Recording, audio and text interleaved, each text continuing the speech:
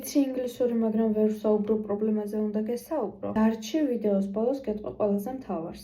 ახლა პატარა პრაქტიკა და მოინიშნე მე დავდივარ სამსახურში, ზოგადად I go to work. მე მივდივარ ამ წუთში პროცესში ვარ, სამსახურში მივდივარ I am going to work.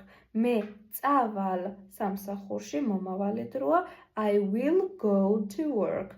მე წავედი წარსული დროა, მე წავედი სამსახურში I goes მეორე ფორმა მჭირდება აქ went.